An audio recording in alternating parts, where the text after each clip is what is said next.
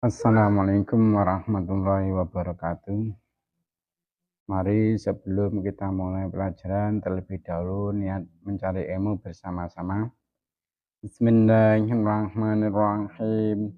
Nawaitu talabal ilmi izalatan jahlim an namsim an sairi juhali wa ihya'ad dini wa ibqa al-islami bil ilmi wa daral akhirati wa ridallahi ta'ala wa syukran ala ni'matil aqli wa ni'matis sihatil badani fadlnatalam la hadratina bil mustafa sayyidina Muhammadin sallallahu alaihi wasallam wa ala alihi wa ashabihi wa azwajihi wa dzurriyyatihi wa ahli baiti mana khususan khasatan ila muslim ahli kitab nazam ananam wa jamin talamidhi wa masyikhina wa mu'alifi kutub alati ta'alamna wa anamna sallallahu ta'ala lahumul fatihah wa a'udzu billahi minasy syaithanir rajim. Bismillahirrahmanirrahim. Alhamdulillahirabbil alamin. Arrahmanir rahim. Maliki yaumiddin. Iyyaka na'budu wa iyyaka nasta'in. Ihdinas siratal mustaqim. Siratal ladzina an'amta 'alaihim ghairil maghdubi 'alaihim waladdallin. Rabbi firli wa liwalidayya mu'minin amin. Mari kita teruskan pelajaran hari ini, yang mana insyaallah hari ini pelajaran kita yaitu kitab Nazm Anana. Pak insyaallah hari ini akan menerangkan yaitu keutamaan ahli fikih dibanding dengan ahli ibadah. Mari kita baca bersama-sama nazmannya. Bismillahirrahmanirrahim. Qala al-musannifu rahimahumullah ta'ala wa nafa'na bi'abi alami fid-darin amin.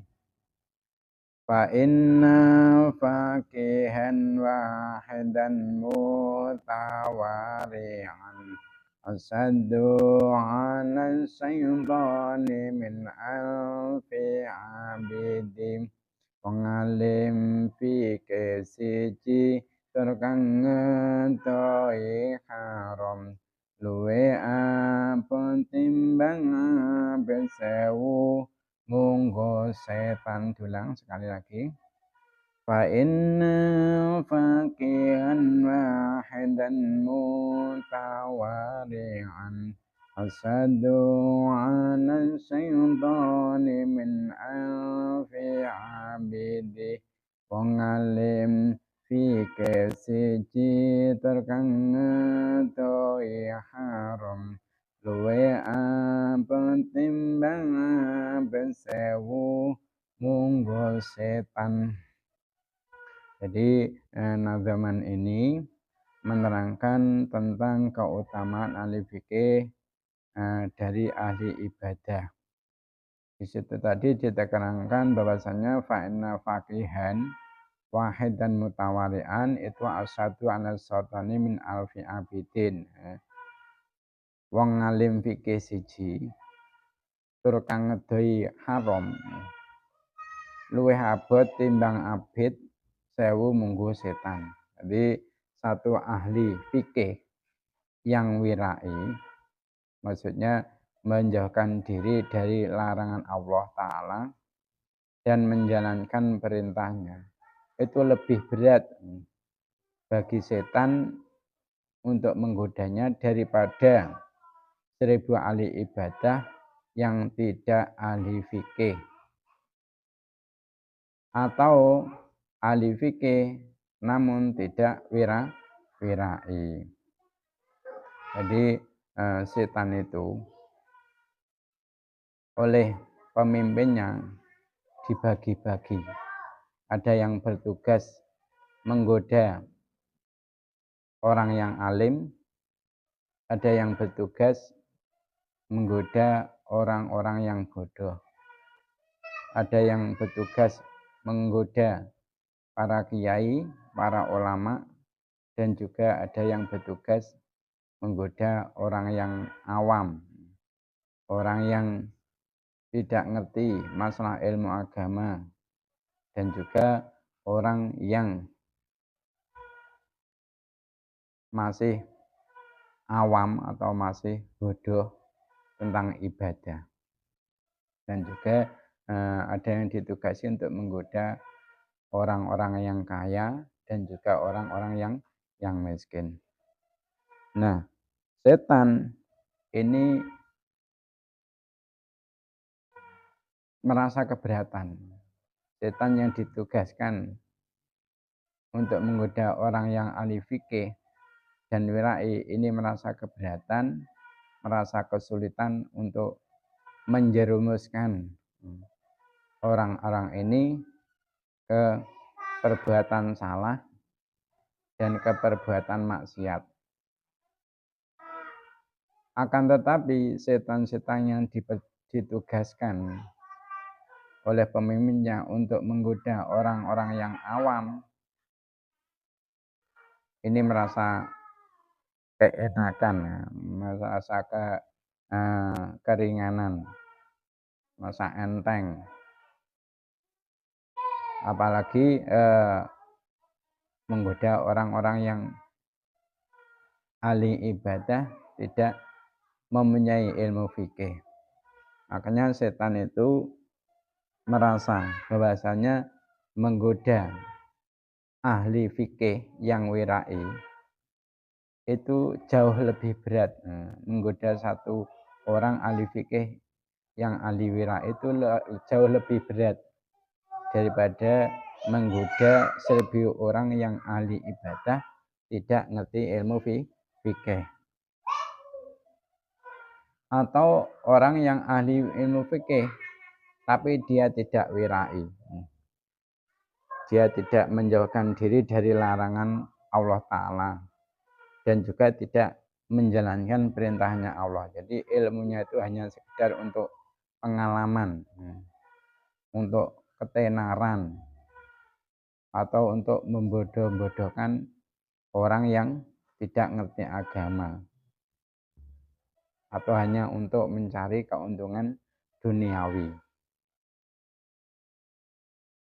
Nah, kita tahu bahwasanya manusia yang paling baik itu adalah manusia yang paling bermanfaat bagi orang lain. Manusia yang paling baik yaitu manusia yang paling bermanfaat bagi orang lain. Nah, semakin orang itu bermanfaat bagi orang lain, maka semakin baiklah orang tersebut.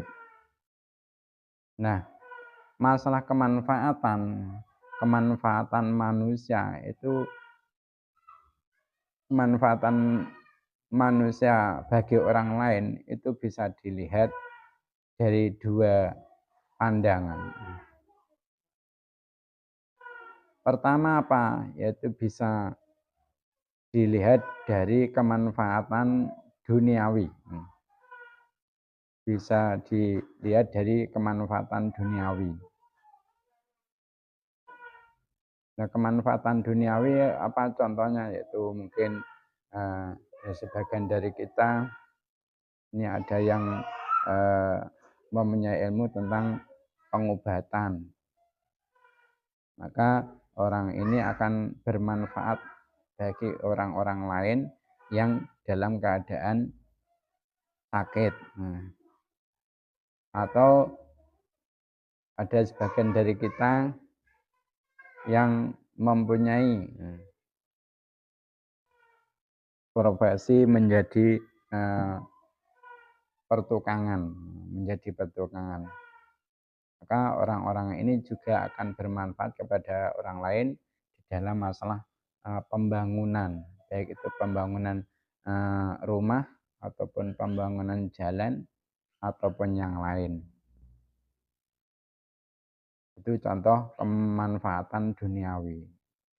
Kenapa kok dikatakan kemanfaatan duniawi? Karena masalah pengobatan, masalah pertukangan dan lain sebagainya itu manfaatnya bisa dirasakan di dunia. Dan bisa kemanfaatan ukhrawi ya. Maksudnya kan tadi dikatakan apa? Kemanfaatan manusia bagi orang yang lain itu bisa dilihat dari dua pandangan. Pertama tadi apa? Kemanfaatan duniawi. Dan kedua itu kemanfaatan ukhrawi atau kemanfaatan yang hasilnya manfaatnya bisa dirasakan nanti di akhirat. Contohnya apa? Yaitu mungkin dari kita ada yang menekuni masalah ilmu agama, akhirnya sampai bisa menjadi ustadz, akhirnya mengajar orang-orang yang belum mengerti tentang ilmu agama.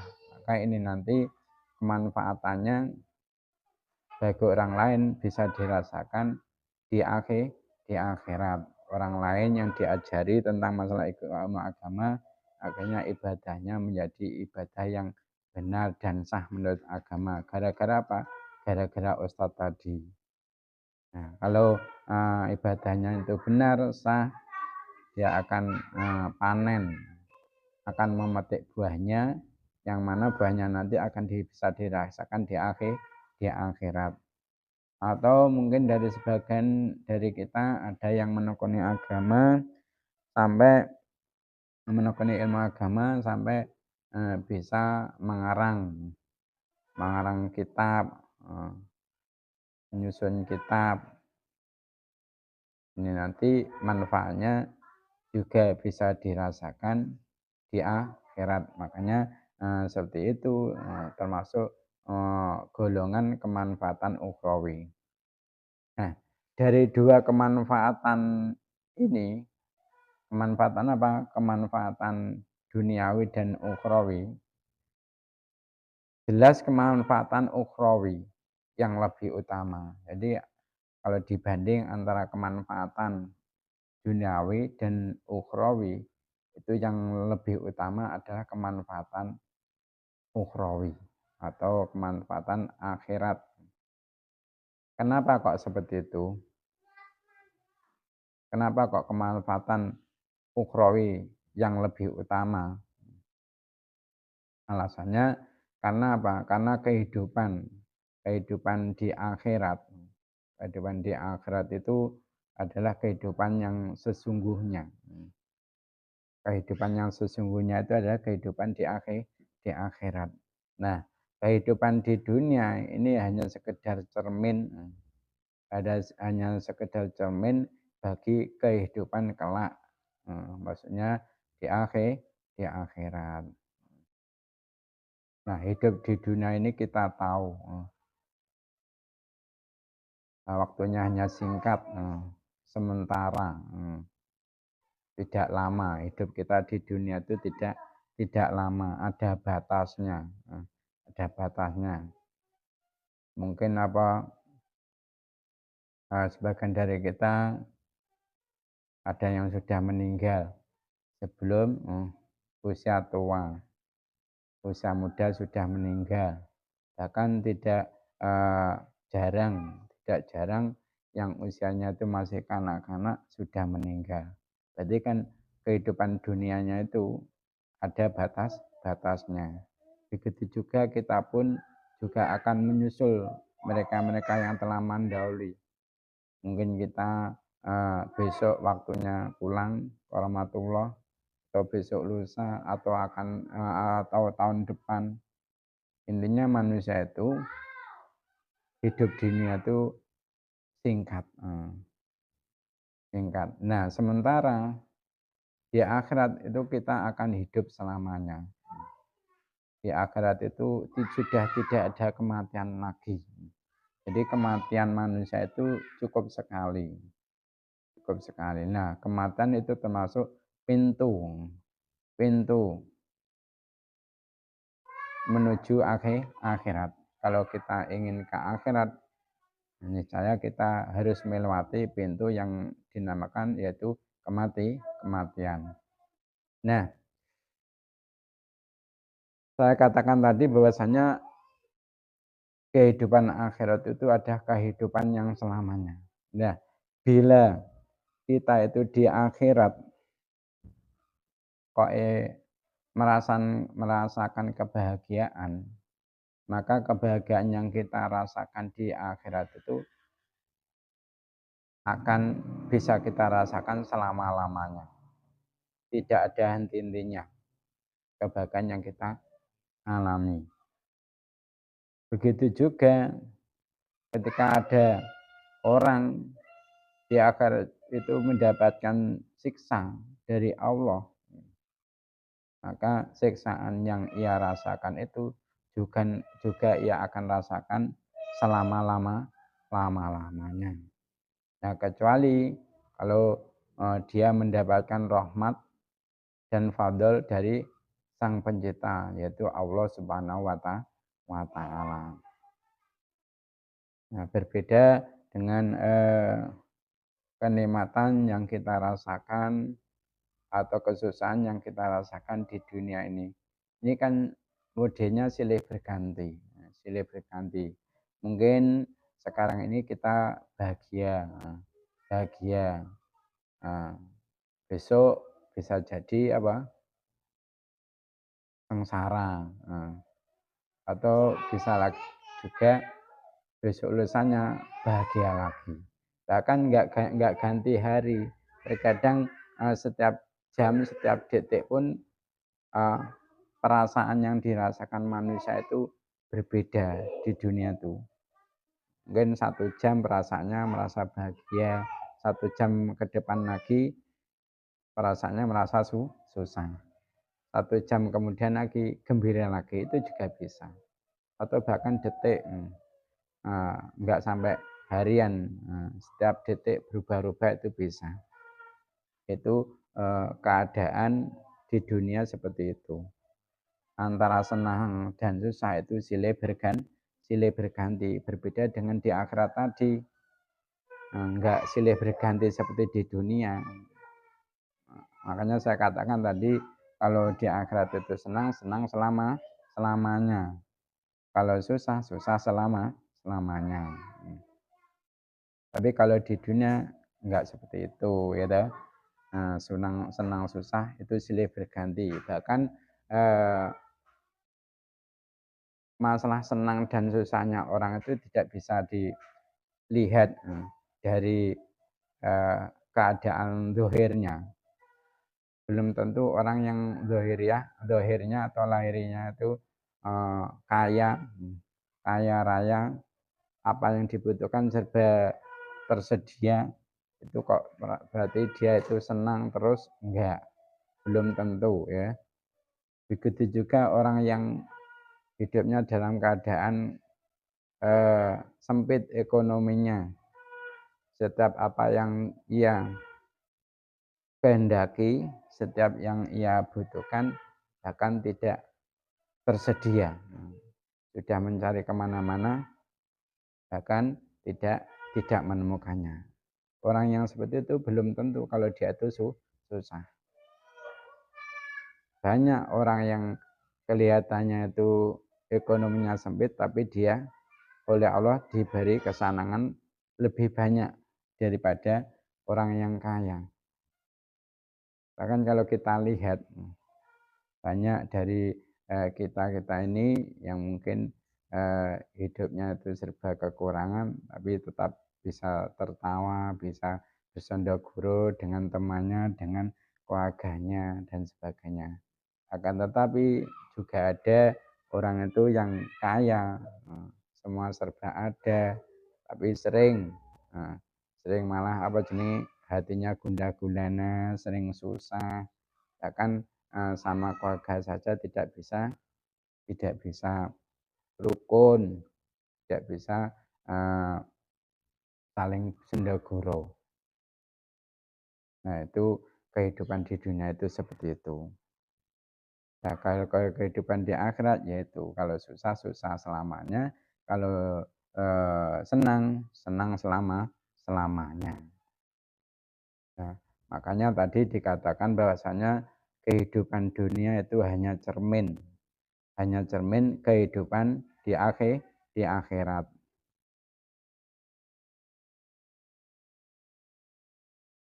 Nah, seorang yang ahli fikih, seorang yang ahli fikih perlu saya mengetahui, yang mau mengamalkan ilmunya itu hidupnya akan sangat bermanfaat sekali.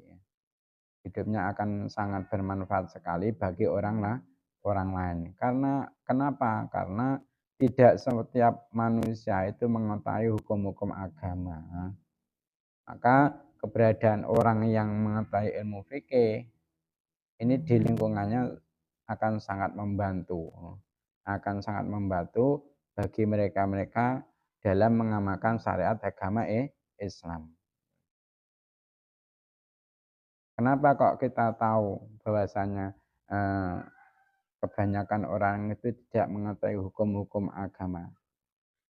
Kita kan tahu, kita tahu bahwasanya untuk sekarang ini aja, untuk masa-masa saat ini saja atau zaman sekarang ini saja, antara orang yang menyekolahkan anak-anaknya ke pondok pesantren, ke madrasah untuk mendalami ilmu agama, itu kalau dibanding dengan orang tua yang menyekolahkan anaknya di sekolah umum sampai tinggi ya, mulai SD, SMP, bahkan sampai perguruan tinggi, sampai S berapa itu kalau kita teliti masih banyakkan orang tua yang menyekolahkan anaknya ke sekolah umum dibanding dengan yang menyekolahkan anaknya di pendidikan agama.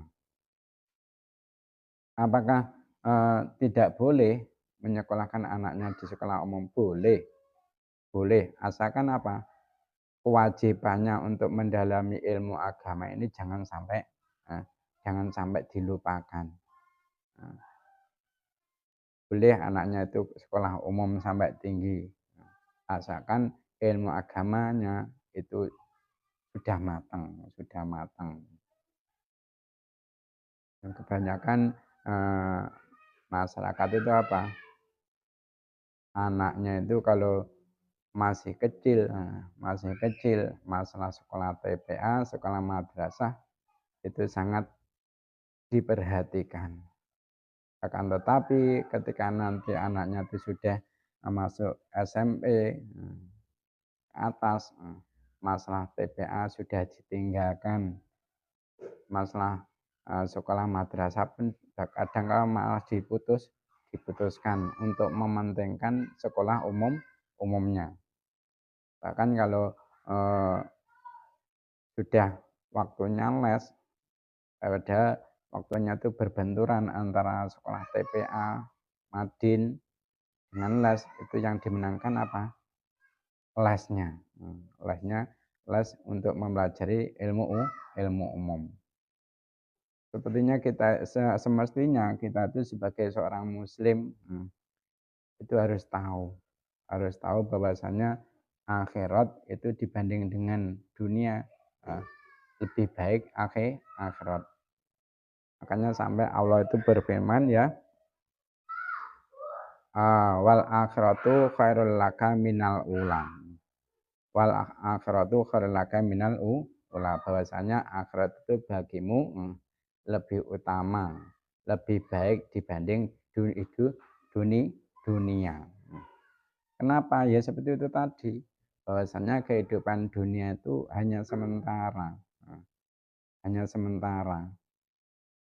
Terbatas waktunya. Nah, kehidupan di akhirat itu nanti akan selama-lamanya.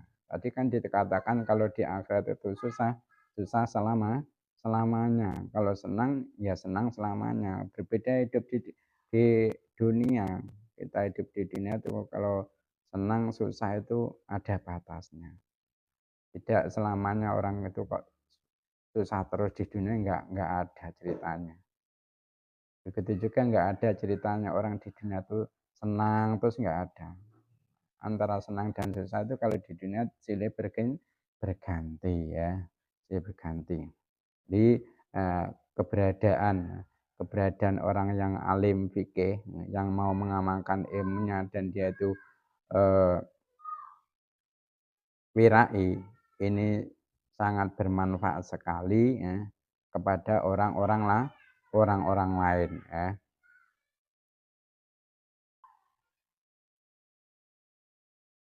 Bahkan keberadaannya orang alim fikih yang wirai ini sangat memberatkan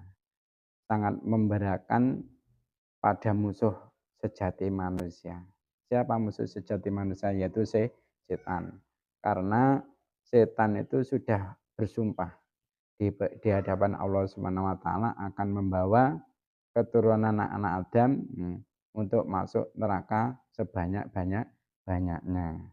Dan hal ini akan sulit untuk dilakukan oleh iblis, yaitu untuk menggoda manusia. Karena apa? Karena keberadaan ahli fikih yang menunjukkan jalan yang benar kepada umat manusia. Itu saja mungkin ya keterangan kajian hari ini. Sesi selanjutnya itu sesi tanya jawab. Pertanyaannya ada 5. Pertanyaan nomor 1. Menurut setan antara menggoda ahli fikih yang wirai dibanding dengan orang yang ahli ibadah 1000 itu masih ringan menggoda siapa? Pertanyaan yang nomor 2. Pertanyaan yang nomor 2. Contohkan kemanfaatan duniawi, kemanfaatan bagi orang lain yang sebangsa duniawi. Contohkan. Pertanyaan yang nomor 3. Contohkan kemanfaatan kepada orang lain yang sebangsa ukhrawi. Pertanyaan yang nomor 4. Pertanyaan yang nomor 4. Kemanfaatan bagi orang lain itu bisa dilihat dari 2 pandangan. 2 pandangan itu apa saja? Sebutkan. Terus tadi diterangkan bahwasanya manusia yang paling baik itu siapa? Itu saja ya pertanyaannya. Mari kita tutup pertemuan kali ini dengan membaca doa kafaratul majlis. Subhanakallahumma wa bihamdika asyhadu an la ilaha illa anta astaghfiruka wa atubu ilaik. Cukup sekian dari saya, ada kurang lebihnya mohon maaf. Assalamualaikum warahmatullahi wabarakatuh.